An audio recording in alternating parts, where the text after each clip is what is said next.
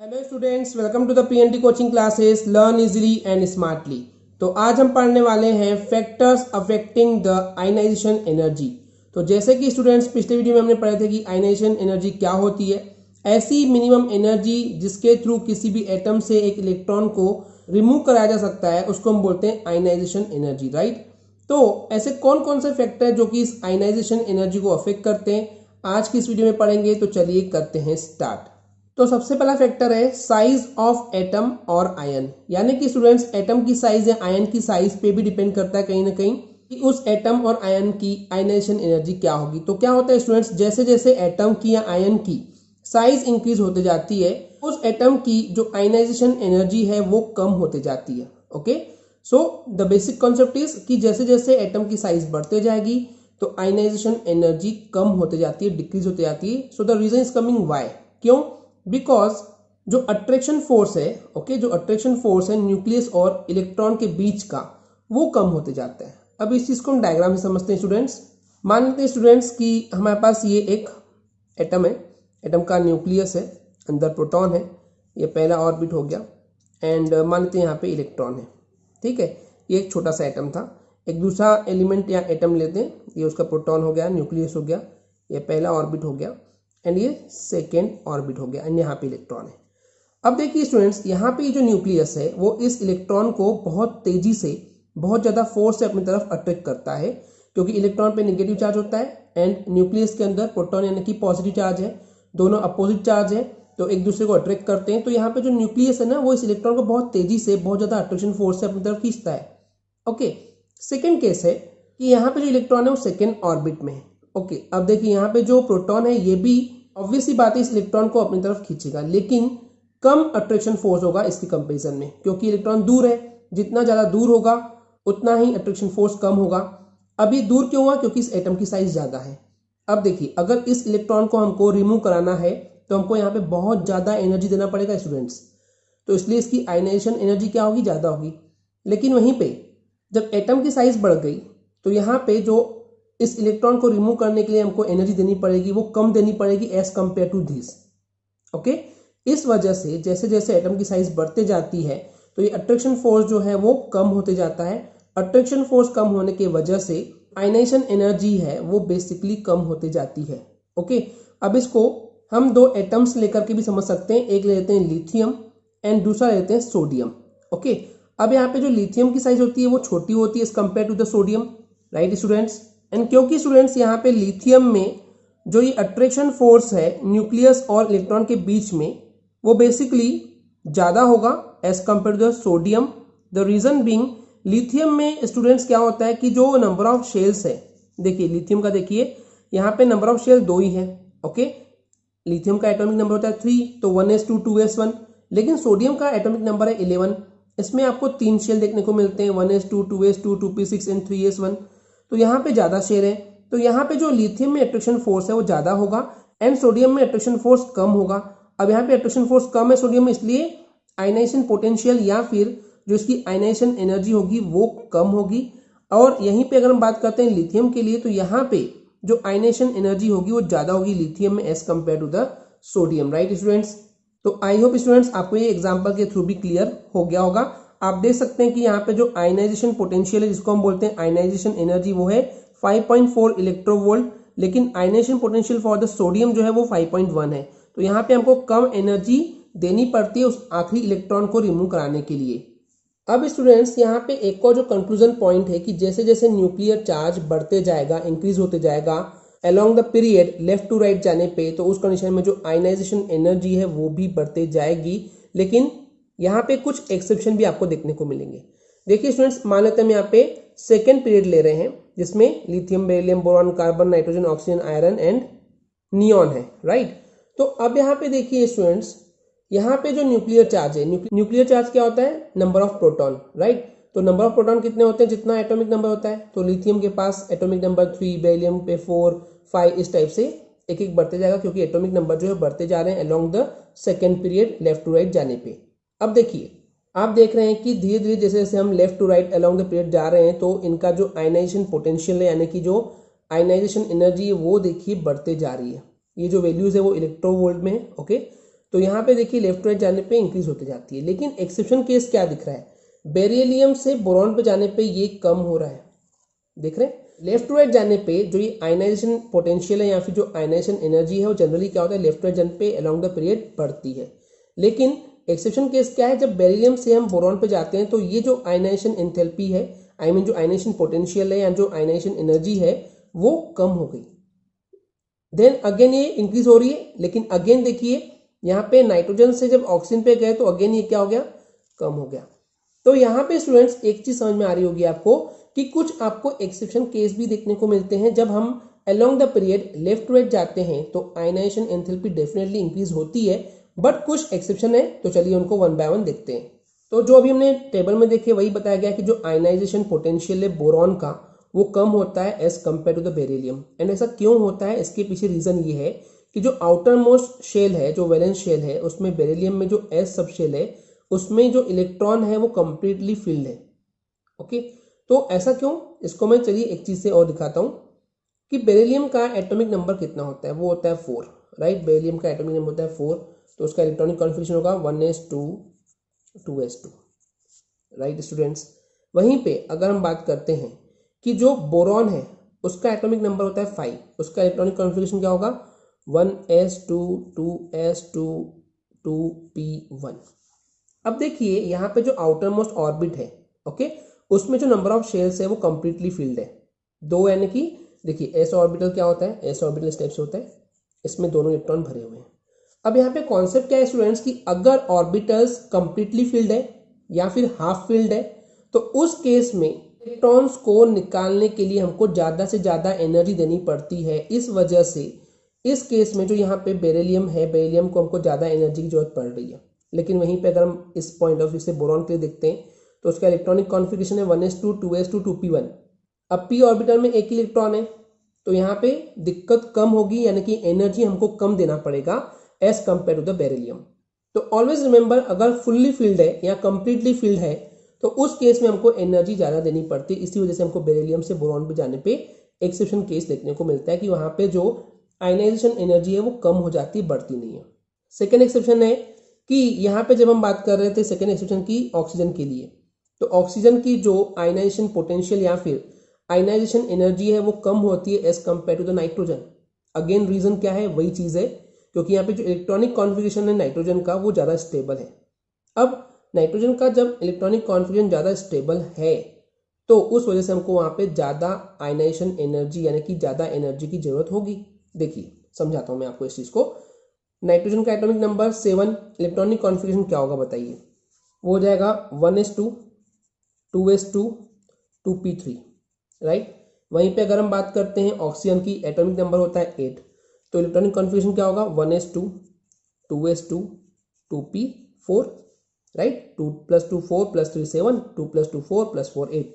अब देखिए यहाँ पे p ऑर्बिटल में कुल 3 ऑर्बिटल होते हैं। अब यहाँ पे 3 इलेक्ट्रॉन है, ऑलरेडी वो हाफ फिल्ड है, तो हाफ फिल्ड से इलेक्ट्रॉन निकालने के लिए हमको ज्यादा एनर्जी देना पड़ता है। लेकिन वहीं पे अगर यहाँ पे देखें एक एक्स्ट्रा इलेक्ट्रॉन है 4 है, तो ये जो 4th इलेक्ट्रॉन है वो इजीली निकल जाएगा, क्योंकि उसके बाद वो स्टेबिलिटी आ जाती है ना। यानी कि ये ऑक्सीजन का था, ऑक्सीजन में लास्ट ऑर्बिटल में 4 इलेक्ट्रॉन है तो एक इलेक्ट्रॉन आसानी से निकल सकता है, क्योंकि जैसे वहां से एक इलेक्ट्रॉन निकलेगा तो वो ज्यादा स्टेबल हो जाता है। समझ रहे हैं इस चीज को स्टूडेंट्स। तो यही रीजन है कि नाइट्रोजन का जो एनर्जी है, आई मीन जो आयनाइजेशन एनर्जी है वो ज्यादा होती है as compare to the oxygen. तो ये हो गया सेकेंड एक्सेप्शन। ओके स्टूडेंट्स, इसको माइंड में जरूर रखेंगे। इसके अलावा जो थर्ड एक्सेप्शन है कि जो आयनाइजेशन पोटेंशियल या फिर जो आयनाइजेशन एनर्जी होती है इनर्ट गैसेस की वो मैक्सिमम होती है। सो इनर्ट गैसेस क्या होती है, जो सबसे लास्ट ग्रुप होता है ना, 18 नंबर ग्रुप है ना, अगर कर 0 रन पर, राइट, शॉर्टकट बताया था हमने, हीलियम, नियोन, आर्गन, क्रिप्टॉन। तो ये जो सारे एलिमेंट्स हैं इनकी जो आयनाइजेशन एनर्जी या फिर जो आयनाइजेशन पोटेंशियल है वो ज्यादा होती है। क्यों? क्योंकि इन सभी एलिमेंट्स के जो ऑर्बिटल्स हैं वो कंप्लीटली फिल्ड होते हैं, बहुत ज्यादा स्टेबल एलिमेंट्स होते हैं। तो इनसे अगर हमको इलेक्ट्रॉन निकालना है तो हमको बहुत बहुत बहुत ज्यादा एनर्जी देने की जरूरत पड़ती है, इसलिए इन एलिमेंट्स की जो आयनाइजेशन एनर्जी होती है वो सबसे ज्यादा होती है। ओके स्टूडेंट्स, ये था पहला फैक्टर जो कि अफेक्ट करता है आयनाइजेशन एनर्जी को, और ये फैक्टर क्या था, साइज ऑफ एटम और आयन। सेकेंड जो फैक्टर है वो है न्यूक्लियर चार्ज। अभी हमने स्टूडेंट्स एक चीज देखे थे कि जैसे जैसे न्यूक्लियर चार्ज बढ़ते जाएगा तो अट्रैक्शन फोर्स न्यूक्लियस और इलेक्ट्रॉन के बीच में बढ़ते जाएगा, राइट। तो क्योंकि यहाँ पे अट्रैक्शन फोर्स बढ़ रहा है, इस वजह से हमको ज्यादा एनर्जी देना पड़ेगा, और ज्यादा एनर्जी देने की वजह से इसका मतलब ये हो जाएगा कि जो आयनाइजेशन पोटेंशियल है यानी कि जो आयनाइजेशन एनर्जी है वो हमको ज्यादा लगेगी। आई मीन द कंसेप्ट है वो ये है कि जैसे जैसे न्यूक्लियर चार्ज बढ़ते जाएगा तो उस वजह से जो आयनाइजेशन एनर्जी वो भी इंक्रीज होते जाएगी। ओके स्टूडेंट्स, कॉन्सेप्ट क्लियर है। यहाँ पे हम दो एग्जांपल लेके चलते हैं, एक लेते हैं सोडियम एंड दूसरा लेते हैं मैग्नीशियम। सोडियम का एटॉमिक नंबर होता है 11 एंड मैग्नीशियम का होता है एटॉमिक नंबर 12। सोडियम के पास जो नंबर ऑफ प्रोटॉन है, जो न्यूक्लियर चार्ज होगा वो 11 होगा, मैग्नीशियम के पास 12 होगा। अगर इनका इलेक्ट्रॉनिक कॉन्फ़िगरेशन देखते हैं तो हो जाएगा 1s2 2s2 2p6 3s1। वहीं पे मैग्नीशियम का क्या होगा 1s2 2s2 2p6 3s2। अब देखिए स्टूडेंट्स, मैग्नीशियम के पास कंप्लीटली फील्ड ऑर्बिटल है लास्ट वाला, तो इसमें हमको एनर्जी ज़्यादा देना पड़ेगा। लेकिन जो सोडियम है वहाँ पे हाफ फील्ड है, तो यहाँ पे कम एनर्जी दे के भी काम हो जाता है। तो इस वजह से यहाँ पे कंक्लूजन ये निकलता है कि जैसे जैसे न्यूक्लियर चार्ज बढ़ते जाएगा तो वहाँ पे आयनाइजेशन एनर्जी या फिर आयनाइजेशन पोटेंशियल भी बढ़ता चला जाता है, यानी कि सोडियम से ज़्यादा मैग्नीशियम को हमको आयनाइजेशन एनर्जी देना पड़ता है। ओके स्टूडेंट्स, वही चीज़ यहाँ पे आप देख सकते हैं थ्योरी में भी लिखी हुई है, आप चाहें तो वीडियो को पॉज करके सिंपली इसको रीड कर सकते हैं। नेक्स्ट फैक्टर है शेप ऑफ ऑर्बिटल और penetration effect of the electron, यानी कि स्टूडेंट्स कि ऑर्बिटल का शेप कैसा है उस पर भी डिपेंड करता है कि हमको कितनी आयनाइजेशन एनर्जी की जरूरत होगी। अब देखिए इस चीज को समझते हैं कि जो ऑर्बिटल का जो शेप है वो कहीं ना कहीं अफेक्ट करता है उस एलिमेंट के आयनाइजेशन एनर्जी पे। एंड ऐसा इसलिए क्योंकि किसी भी इलेक्ट्रॉन का पेनिट्रेटिंग पावर कितना है ये डिपेंड करता है शेप ऑफ ऑर्बिटल पे। Okay, so now confusing word is penetrating power. अब देखिए स्टूडेंट्स, इसको मैं एग्जांपल से पहले समझाता हूँ जिससे आपको ये पेनिट्रेटिंग पावर क्लियर हो जाएगा। जैसे कि यहाँ पे हम बात करते हैं एस ऑर्बिटल की, तो एस ऑर्बिटल में क्या होता है, एस ऑर्बिटल में जो शेप है उस ऑर्बिटल का वो होता है स्फेरिकल, ये हमने आपको ऑलरेडी पढ़ा चुके हैं, राइट। वहीं पे ये जो एस ऑर्बिटल है वो कहीं ना कहीं न्यूक्लियस से स्ट्रांगली अट्रैक्ट होता है, यानी कि जो न्यूक्लियस है वो अगर किसी ऑर्बिटल को सबसे ज्यादा अट्रैक्शन फोर्स से खींचता है तो वो कौन सा ऑर्बिटल है, एस ऑर्बिटल, राइट। तो एस ऑर्बिटल को सबसे ज्यादा अट्रैक्शन फोर्स से न्यूक्लियस अपनी तरफ खींचता है। इस वजह से इस ऑर्बिटल में जो इलेक्ट्रॉन प्रेजेंट है उसमें अगर हम उस इलेक्ट्रॉन को रिमूव कराना चाहते हैं यानी कि एनर्जी देना पड़ेगा उसके लिए, तो वो मैक्सिमम आयनाइजेशन एनर्जी देना पड़ता है। ओके, अब यहाँ पे मैं समझाना चाहूंगा कि पेनिट्रेटिंग पावर क्या है, कि कितने फोर्स से वो न्यूक्लियस से अटैच है। ओके, तो एस ऑर्बिटल जो है वो सबसे ज्यादा अट्रैक्शन फोर्स से अट्रैक्ट होता है न्यूक्लियस की तरफ, तो इसी को हम बोलते हैं पेनिट्रेटिंग पावर। अब देखिए स्टूडेंट्स, जैसे हमने एस ऑर्बिटल के लिए बात की तो वैसे ही जो ऑर्डर है, तो यहाँ पे आप देख सकते हैं S orbital, P orbital, D orbital and F orbital, right. तो एस ऑर्बिटल में जो आयनाइजेशन एनर्जी होगी वो सबसे ज्यादा देनी होगी, पी ऑर्बिटल में उससे कम, डी में उससे कम एंड एफ में सबसे कम आयनाइजेशन एनर्जी की जरूरत होती है, यानी कि वैल्यू जो होती है आयनाइजेशन एनर्जी की वो कम होती है। ओके, इसको अगर एक एग्जांपल से लेके चले तो यहाँ पे हम देख सकते हैं, तो एग्जांपल ले रहे हैं magnesium and the aluminium. Magnesium का एटॉमिक नंबर 12 होता है, electronic configuration 1s2 2s2 2p6 3s2 होगा। ओके, तो यहाँ पे s ऑर्बिटल में इलेक्ट्रॉन है, इस वजह से इसकी जो आयनाइजेशन एनर्जी होगी वो ज्यादा होगी। और एक रीजन है कि यहाँ पे देखिए कंप्लीटली फील्ड है एस ऑर्बिटल, साथ ही साथ एस ऑर्बिटल में इलेक्ट्रॉन प्रेजेंट है जो कि अट्रैक्शन फोर्स न्यूक्लियस के लिए इस एस ऑर्बिटल के लिए सबसे ज्यादा होता है। वहीं पे अगर हम बात करते हैं एल्यूमिनियम की, इसका एटॉमिक नंबर होता है 13, electronic configuration 1s2 2s2 2p6 3s2 3p1 and यहाँ पे देख सकते हैं आप पी ऑर्बिटल में लास्ट इलेक्ट्रॉन एग्जिस्ट करता है, तो यहाँ से इस इलेक्ट्रॉन को निकालना कंपेरेटिवली इजी होगा, कम एनर्जी देना होगा, यानी कि आयनाइजेशन एनर्जी या आयनाइजेशन पोटेंशियल जो है वो कम होगा। तो यही रीजन है कि एस ऑर्बिटल में अगर लास्ट इलेक्ट्रॉन होगा जैसे कि मैग्नीशियम का था तो वहां पे आयनाइजेशन एनर्जी ज्यादा देना पड़ेगा, पी ऑर्बिटल में है तो कम देना पड़ेगा। इसी टाइप से आप और भी एग्जांपल देख सकते हैं। ओके स्टूडेंट्स, चलिए बात करते हैं नेक्स्ट फैक्टर की, जो कि है screening effect of inner electron on outer most electron. तो बेसिकली स्क्रीनिंग इफेक्ट क्या है, इसको तो हमने इन डिटेल में पिछले वीडियो में पढ़ा चुके हैं स्टूडेंट्स, राइट। तो जो इनर इलेक्ट्रॉन है, जो अंदर वाला इलेक्ट्रॉन है, वो स्क्रीनिंग इफेक्ट देता है, बचाता है आउटर मोस्ट वाले इलेक्ट्रॉन को। तो ये कैसे होता है, डोंट वरी, अभी हम इसको डायग्राम से भी दिखाएंगे। कॉन्सेप्ट समझते हैं कि होता क्या स्टूडेंट्स की न्यूक्लियस में पॉजिटिव चार्ज होता है, यानी कि प्रोटॉन प्रेजेंट होते हैं, और प्रोटॉन पे पॉजिटिव चार्ज होता है। तो जो न्यूक्लियस में पॉजिटिव चार्ज है वो अट्रैक्ट करता है सबसे बाहर वाले आउटर वाले इलेक्ट्रॉन को। ओके, लेकिन जो ये न्यूक्लियर का जो अट्रैक्शन फोर्स था ये बैलेंस हो जाता है। कौन बैलेंस करता है? अब देखिए स्टूडेंट्स, मान लेते हैं ये हमारे पास एक एलिमेंट है, एलिमेंट का ये न्यूक्लियस हो गया, ये पहला ऑर्बिट हो गया, ये second, third, fourth, fifth orbit में मान लेते हैं ये एक दूसरा इलेक्ट्रॉन है, ये भी इलेक्ट्रॉन है, ये भी इलेक्ट्रॉन है। अब देखिए सबसे बाहर वाले ऑर्बिट में जो इलेक्ट्रॉन है उसको ये न्यूक्लियस अपनी तरफ अट्रैक्शन फोर्स से खींच रहा है, लेकिन ये जितना फोर्स है ये बैलेंस हो जाएगा कैसे? इस इलेक्ट्रॉन की वजह से, जो कि अंदर इनर शेल में जो इलेक्ट्रॉन प्रेजेंट है इसकी वजह से। क्यों? ये इलेक्ट्रॉन जैसे ही इधर आना शुरू करेगा न्यूक्लियस की तरफ, तो ये इलेक्ट्रॉन इस इलेक्ट्रॉन को धक्का देगा। क्यों? क्योंकि दोनों पे सेम चार्ज है, तो एक दूसरे को रिपल करेंगे। ओके, रिपल्शन फोर्स होगा, एक दूसरे को धक्का देंगे, जिसकी वजह से ये जो इलेक्ट्रॉन है वो इधर आएगा नहीं।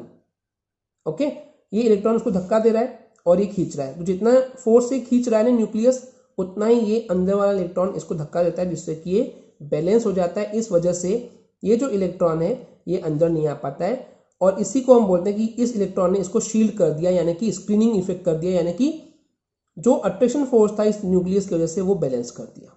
तो जैसे कि स्टूडेंट्स अभी डायग्राम में हमने सब चीज़ समझाए थे, वही चीज़ यहाँ पे लिखी हुई है। Okay, and shielding effect and screening effect जो है ये दोनों ही सेम होते हैं, दोनों मतलब एक ही मीनिंग कंटेन करते हैं। तो शील्डिंग इफेक्ट क्या होता है कि अंदर वाला इलेक्ट्रॉन जो है वो बाहर वाले इलेक्ट्रॉन को बचाता है न्यूक्लियस के अट्रैक्शन फोर्स से। ओके, वही लिखा हुआ है कि शील्डिंग इफेक्ट जो है वो इनर इलेक्ट्रॉन जो है वो देता है किसको? आउटर इलेक्ट्रॉन को, और ये भी डिपेंड करता है दो फैक्टर पे। पहला फैक्टर है number of electron in the inner shell, कि इनर शेल में कितने इलेक्ट्रॉन प्रेजेंट है उस पर भी डिपेंड करता है। एंड सेकेंड थिंग कि जो एटॉमिक ऑर्बिटल है इनर शेल का वो किस टाइप का है, एस का है, पी का है, डी का है, एफ का है, इस पे भी डिपेंड करता है कि वो कौन से शेल में और कौन से ऑर्बिटल में इलेक्ट्रॉन प्रेजेंट है, किस टाइप का ऑर्बिटल वहां पे है। ओके स्टूडेंट्स, तो इस स्क्रीनिंग इफेक्ट की वजह से होता क्या है, मेन चीज कि जो अट्रैक्शन फोर्स है न्यूक्लियस का वो कम हो जाता है, और अट्रैक्शन फोर्स कम हो जाएगा तो क्या होगा? देखिए यहाँ पे इस इलेक्ट्रॉन पे अट्रैक्शन फोर्स कम है, अट्रैक्शन फोर्स है तो कम एनर्जी देके भी इलेक्ट्रॉन हम लेके जा सकते हैं ना। तो क्योंकि यहाँ पे अट्रैक्शन फोर्स कम है इस वजह से आयनाइजेशन एनर्जी भी कम होगी ना, क्योंकि हम उसको इजिली रिमूव करवा सकते हैं। ओके स्टूडेंट्स, तो कंसेप्ट क्या है कि स्क्रीनिंग इफेक्ट की वजह से अट्रैक्शन फोर्स कम होता है, अट्रैक्शन फोर्स कम होने की वजह से आयनाइजेशन एनर्जी भी कम देनी होगी। ओके स्टूडेंट्स, चलिए बात करते हैं लास्ट फैक्टर की, जो कि है सिमेट्री ऑफ इलेक्ट्रॉनिक कॉन्फ़िगरेशन। तो ये क्या होता है सिमेट्री ऑफ इलेक्ट्रॉनिक कॉन्फ़िगरेशन? उसके लिए हमने हुन्स रूल पढ़े थे स्टूडेंट्स पिछले वीडियो में, जहां पे हमने half field and completely field orbitals के लिए बताए थे कि ये सबसे ज्यादा स्टेबल होते हैं सिमेट्री के पॉइंट ऑफ व्यू से। ओके, यानी कि कोई भी ऑर्बिटल हाफ फील्ड या कंप्लीटली फील्ड है तो वो सबसे ज्यादा स्टेबल माने जाते हैं। ओके, स्टेबल है तो हमको अगर उसमें से इलेक्ट्रॉन निकालना है तो ऑब्वियस ही बात है हमको ज्यादा एनर्जी देना पड़ेगा अगर हम वहां से इलेक्ट्रॉन को सेपरेट करना चाहते हैं तो। एंड क्योंकि यहाँ पे एनर्जी ज्यादा देना पड़ेगा, इसका मतलब हमको यहाँ पे आयनाइजेशन एनर्जी भी ज्यादा लगने वाली है। अब इसको अगर एग्जांपल से देखें तो नाइट्रोजन एंड ऑक्सीजन, जैसे कि अभी हमने डिस्कस भी किए थे, नाइट्रोजन का एटॉमिक नंबर 7, तो इलेक्ट्रॉनिक कॉन्फ़िगरेशन हो जाएगा 1s2 2s2 2p3, तो 2p3 में भी 2px1 2py1 2pz1। तो देखिए हाफ फील्ड है तो यहाँ पे एनर्जी ज़्यादा देना पड़ेगा, तो इसकी जो आयनाइजेशन एनर्जी होगी वो ज़्यादा होगी। वहीं पे अगर हम बात करते हैं ऑक्सीजन की, ऑक्सीजन का एटॉमिक नंबर होता है 8, तो इलेक्ट्रॉनिक कॉन्फ़िगरेशन हो जाएगा 1s2 2s2 2p4, यानी कि 2px में 2, 2py में 1, 2pz में 1। तो ये सिमेट्री नहीं है। ओके, हाफ फील्ड नहीं है, तो यहाँ पे हमको कम एनर्जी देना पड़ेगा, कम आयनाइजेशन एनर्जी लगेगी इस एक इलेक्ट्रॉन को यहाँ से रिमूव कराने के लिए। ओके स्टूडेंट्स, तो इसलिए जब आप बात करते हैं हाफ फील्ड या कंप्लीटली फील्ड अगर ऑर्बिटल्स है तो उसमें हमको ज़्यादा एनर्जी देना पड़ता है, ज़्यादा हमको आयनाइजेशन एनर्जी की जरूरत पड़ती है। ओके स्टूडेंट्स, आई होप आपको ये क्लियर हो गया होगा। अगर आपको हमारी वीडियो से कुछ भी सीखने मिला या नॉलेज मिला तो प्लीज़ हमारे चैनल को सब्सक्राइब कीजिए एंड वीडियो को लाइक ज़रूर करें। आज के लिए इतना ही, थैंक यू।